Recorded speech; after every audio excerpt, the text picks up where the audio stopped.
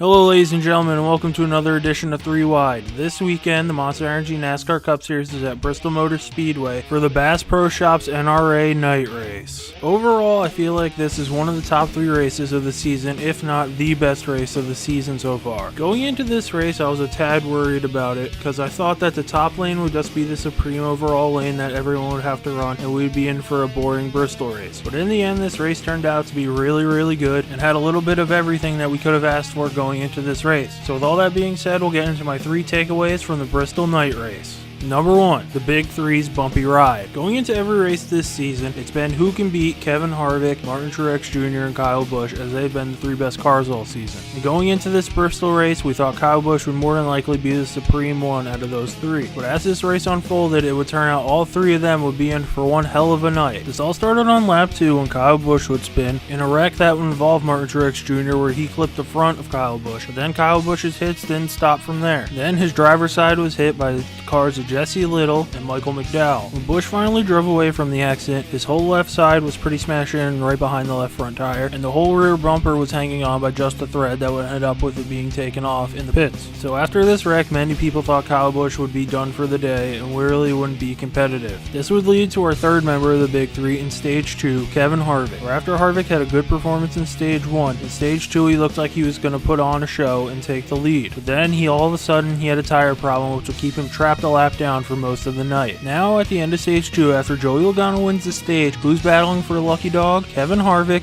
and the 18 of Kyle Busch. When the caution comes out, Kyle Busch is ahead of Harvick and he gets his lap back and he's back in the race. Now as we progress through the race, Martin Truex Jr. is up towards the front of the pack. He's in the top 3. And Kyle Busch is methodically just picking people off one by one, where he gets up all the way to 3rd place. This will lead to when Kyle Busch comes off the corner behind Martin Truex Jr., he misjudged the gap that he thought he had behind Truex, where he could have slotted behind, or gets into the back of Truex, sends him into the inside wall, and then Truex ricochets off that inside wall, comes up the track, and hits JAYDEGARROW, which dislodges Yaley's tire and would end Truex's night. Now with about 20 laps to go, Kyle Busch is battling with Chris Buescher and Jimmy Johnson. And Chris Buescher gets sandwiched up the track into Kyle Busch, where Jimmy Johnson moved up on Buescher, which got smoke off Buescher and he faded back. But then Buescher got into the back of Kyle Busch's rear tire, his left rear tire. This would end up cutting the tire of the 18 car, where he ended up spinning, and that would look to end his night, where he would end up finishing in the 20th position. And when it was all said and done for the Big Three, their final finishing positions were this. Kevin Harvick ended up preserving his free bloomin' onions and finished in the 10th position. After being trapped a lap down most of the night, this would be a pretty decent run for him. In the 20th was the 18 of Kyle Busch, who, if you looked at his graph of running position, looked more like a roller coaster. And finishing in 30th was Martin Truex Jr. after his wreck with the 18 of Kyle Busch, where it looked like Truex would finally get his first career win on a short track in the Cup Series. So all this proved to me was when the Big Three has some huge problems, these races really step up, and even when you think the Big Three is out of it, one of them, even if their car looks like a crushed soda can make a run to the front and even potentially win. Now on to number 2. Both lanes worked.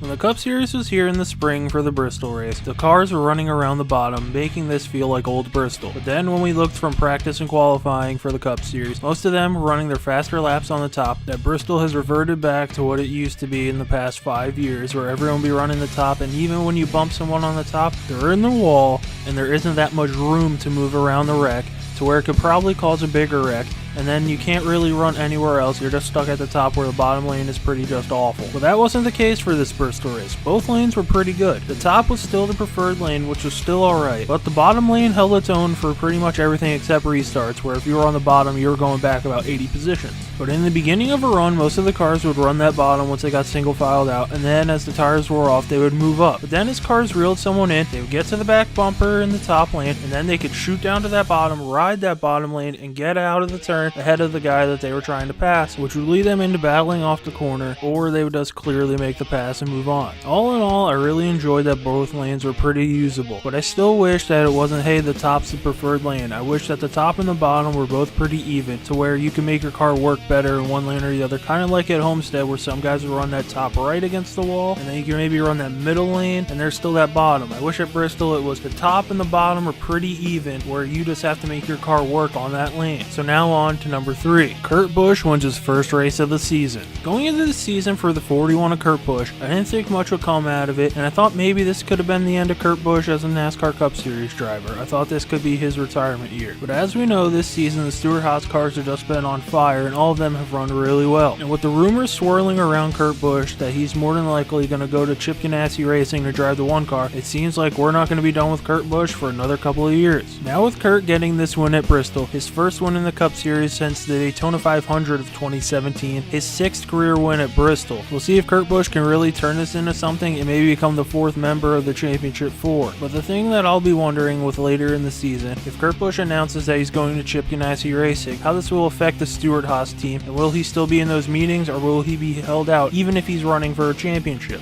So now putting Bristol in the rearview mirror, we'll get into my 3 things to look ahead to in 2 weeks on September 2nd at Darlington for the Southern 500. Number 1, how will the tires hold up? Anytime that the Cup Series or any race happens at Darlington, the tires seem to just get eaten alive, and usually there's a lot of tire failures. So we'll see how Goodyear's tires hold up and if they'll play a role in the finish just like they did last year, with Denny Hamlin's reeling in Martin Truex Jr. and then going into turn 3, Martin Truex Jr.'s tire blew and he ended up in the wall, and Denny Hamlin ended up going on to victory. Number 2, surprise winners. Throughout the history of the Cup Series going to Darlington, there's been many surprise winners in the past, such as Ricky Craven in 2003 where he edged out Kurt Busch in that great finish, and more recently in 2011 Regan Smith in the Furniture Row 78 won his first and only race in the Cup Series, staying out on old tires beating Carl Edwards. I feel like as of right now that the playoff grid's pretty much set because I don't see any surprise winners coming out of this race, but some people I can potentially see surprising everyone and winning are Ryan Newman, who's 7th in terms of average finish out of active Cup drivers, and Austin Dillon, who's currently 9th in terms of average finish in the last 5 races of all active Cup drivers. Now on to number 3, the throwbacks. Every time for the past couple years that the Cup Series has gone to Darlington, we've done all these throwback weekends with a lot of different paint schemes for a whole bunch of drivers. This year that will keep going on where we have a bunch of different throwbacks. My top 5 favorite throwbacks going into this weekend are Chase Elliott's Napa number 9, the yellow. I really like this yellow, and that's been my complaint with most of the Napa schemes for Chase Elliott, that there's not enough yellow in the paint. Now this whole car is pretty much yellow. The 22 of Joey Logano, his Pennzoil Ford. I really like Steve Parks' paint job, and I really think they did a good job, and this looks just like Steve Parks' car if it was on a Ford. The 24 of William Byron, a rainbow Jeff Gordon car. I don't think you can go wrong with it. The 32 of Matt DiBenedetto, his throwback to Jeff Burton, looks right on point. And number 5, the 17 of Ricky Stenhouse Jr., his John Deere Chad Little throwback, looks great, and the yellow and green is a nice thing to see on the track, as the yellow and green is really a color scheme we don't see on many cars in the Cup Series nowadays. So that'll do it for this edition of 3 Wide. Leave your thoughts about Bristol in the comments section below and what you're looking ahead to at Darlington, and leave your favorite throwbacks in the comments section below as well. And as always, thanks for watching.